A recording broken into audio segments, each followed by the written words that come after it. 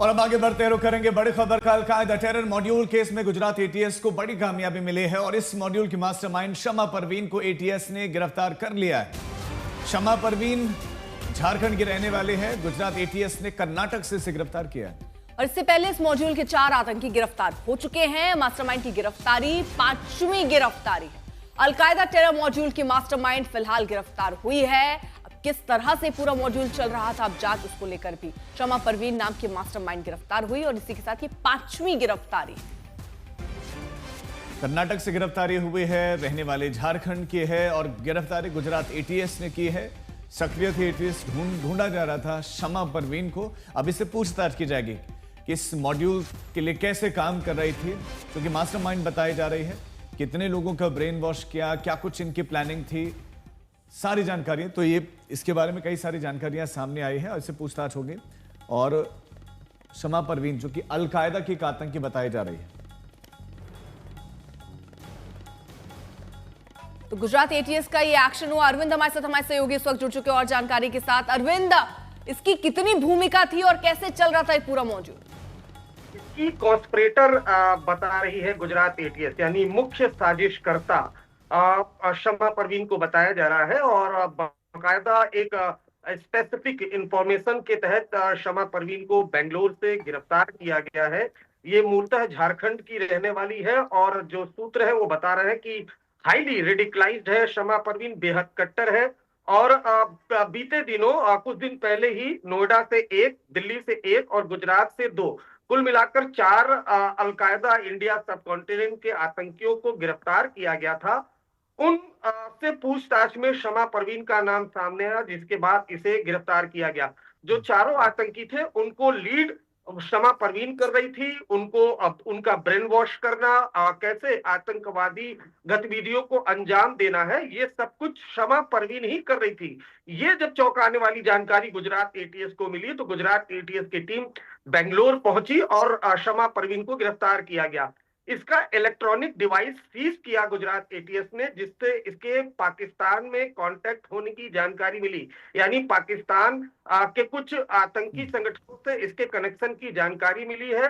Gujarat ATS इसका लगातार जो इलेक्ट्रॉनिक डिवाइस है, मोबाइल फोन, वो खंगाल रही है। लेकिन अगर बात की जाए तो अल-कायदा इंडिया सब कॉन्टिनेंट के जो 5 गिरफ्तार हुए हैं उनको लीड शमा परवीन ही कर रही थी। ठीक है, ब्रजेश भी हमारे संवाददाता हमारे साथ जुड़े हुए। ब्रजेश, बहुत बड़ी कामयाबी है। शमा परवीन का बैकग्राउंड, इसकी क्वालिफिकेशन क्या है, कितने सालों से जुड़ी थी, कितने लोगों को अब तक ये रेडिकलाइज इसने किया था, क्या कुछ जानकारी मिल पाई है? देखिए, शमा सिर्फ 30 साल की है और ये जो है, जिस तरह से अरविंद ने भी बताया कि ये मूलतः झारखंड की रहने वाली है और कर्नाटक से इसको गिरफ्तार किया गया। ये दिल्ली के जो आतंकी जो पकड़ा गया था मोहम्मद कैफ, उसके साथ संपर्क में थी और उसी के वजह से जो है बाकी दिनों को साथ संपर्क में आई थी।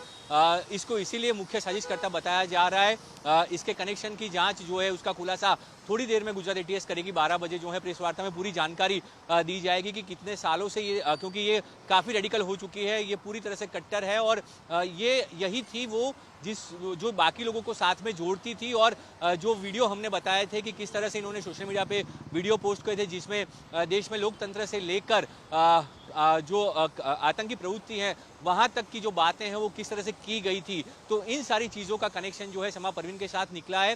साथ ही जो मोहम्मद कैफ पाकिस्तान से बात कर रहा था, उसी तरह ये भी पाकिस्तान के साथ सीधा कनेक्ट में थी। अब वहां पे किन लोगों के साथ वो जुड़ी हुई थी, क्या वो आतंकी संगठन थे या पाकिस्तान की सेना के कुछ लोग थे, इन सारी चीज़ों के ऊपर जो है गुजरात एटीएस अभी भी जाँच कर रही है। क्योंकि चैट के आधार पर जो है जो नंबर मिले हैं उसके साथ साथ उनका जो कनेक्शन था, वो कनेक्शन किन लोगों के साथ है, उसके ऊपर अभी भी गुजरात एटीएस की जाँच चल रही है। आज जो मुख्य बातें गुजरात एटीएस के द्वारा की जाएगी उसमें शमा परवीन का जो रोल है और वो और कितने लोगों के साथ जो है उसने कितने लोगों को रेडिकल किया है, क्या इनके अलावा जो 4 पकड़े गए उनके अलावा और कोई लोग थे जिनके साथ शमा परवीन संपर्क में थी और उनको भी रेडिकल किया गया है, इन सारी चीज़ों का खुलासा आज जो है गुजरात एटीएस करेगी। और उसके बाद आने वाले दिनों में जो है ये पूरा, अभी तो एक मॉड्यूल का भंडाफोड़ किया है, पर आने वाले दिनों में क्या और कई लोग थे, क्योंकि इस जो मॉड्यूल है इस मॉड्यूल में कहीं पर भी कोई टारगेट नहीं था, इसमें लोगों को रेडिकल करना जो है वो मुख्य लक्ष्य था और उसी के साथ ये मॉड्यूल काम कर रहा था, जिसका भंडाफोड़ जो है गुजरात एटीएस ने किया है। ब्रिजेश, जरा ये भी बताइए, क्योंकि ये जो महिला है इसके बारे में, क्योंकि अकेले ये तो झारखंड की है और पाकिस्तान से कनेक्शन है, यानी पाकिस्तान से बातचीत की खबरें अभी फिलहाल जो प्राथमिक तौर पर जानकारी मिल रही है, लेकिन ये संपर्क में उनके कैसे आई? तो क्या कोई और भी ऐसा शख्स हो सकता है जिसने इन सबको पाकिस्तान में बैठे लोगों से संपर्क में लाए और पूरा मॉड्यूल तब चल पाया है? बिल्कुल, देखिए, जो गुजरात एटीएस के सूत्र है उन्होंने पिछली बार भी जब हमने उनसे बात की तब बताया था, हमने पूछा था कि ये 4 जो आतंकी एक दूसरे के कांटेक्ट में आए तो उनका भी कोई मुखिया होगा, तो उस मुखिया तक पहुंचने में एटीएस को 4 दिन लगे हैं और वो मुखिया जो है अब वो पकड़ी गई है। अब ये किसके साथ संपर्क में थी, इनको कौन हैंडल कर रहा था, क्या इंडिया से ही, भारत से ही जो है कोई इसको सूचनाएं देता था या फिर सीधा ये पाकिस्तान से संपर्क करती थी, इन सारी बातों का खुलासा जो है थोड़ी देर में होगा। अभी जो है गुजरात एटीएस को इनके पास से, शमा परवीन के पास से जो जानकारी मिली, उसके डिजिटल डिवाइस जो थे वहां से उनको जानकारी मिली और ये किस तरह सोशल मीडिया में भ्रामक पोस्ट करती थी और साथ ही किस तरह से लोगों को रेडिकल करती थी, ये सारी जानकारी के आधार पर इसको अरेस्ट किया गया है। अब उसका रिमांड लेकर उनसे पूछताछ की जाएगी। जिस तरह से 4 आतंकी जो पकड़े गए थे पिछले सप्ताह, उनकी 15 दिन की रिमांड पुलिस ने ली थी और उनके पूछताछ करने पर इन तक पहुंचे। तो अब इनसे जब पूछताछ करेगी शमा परवीन से, तो उसके बाद जो अगली कड़ी होगी वहां तक जानकारी जो मिल पाएगी कि क्या वो कड़ी भारत में ही है या फिर वो पाकिस्तान में बैठी है, उन सारी चीजों का पर्दाफाश जब इससे पूछताछ होगी शमा परवीन से। बिल्कुल, और आप बता रहे हैं कि 12 बजे एक प्रेस कॉन्फ्रेंस भी होने वाली है, उसमें कुछ इंपॉर्टेंट जानकारियां भी होंगी। अरविंद भी हमारे संवाददाता लगातार हमारे साथ है। अरविंद, कितने स्टेट्स में, कितने प्रदेशों में ये मॉड्यूल एक्टिव था? क्योंकि ये रहने वाले झारखंड के, कर्नाटक में पकड़े गए, गुजरात एटीएस ने पकड़ा है। 4 राज्यों में ये जो मॉड्यूल है वो फैला हुआ था। नोएडा में एक शख्स गिरफ्तार हुआ जो लगातार मोबाइल फोन पर ही लगा रहता था। पुरानी दिल्ली से एक लड़का पकड़ा गया था और उसके अलावा 2 जो थे वो गुजरात से पकड़े गए थे। तो कुल मिलाकर 4 गिरफ्तारी पहले हुई थी, लेकिन जो शमा परवीन है वो की कॉन्स्पिरेटर है इस पूरे मॉड्यूल की। जो AQIS का ये मॉड्यूल है, AQIS का जो सरगना था, जो मेन चीज था जिसे अल जवाहिरी ने AQIS का सरगना बनाया था, वो भी संभल का ही रहने वाला था, जिसे अफगानिस्तान में अमेरिकी फौज ने मार गिराया था। उसका नाम सनाउल हक था।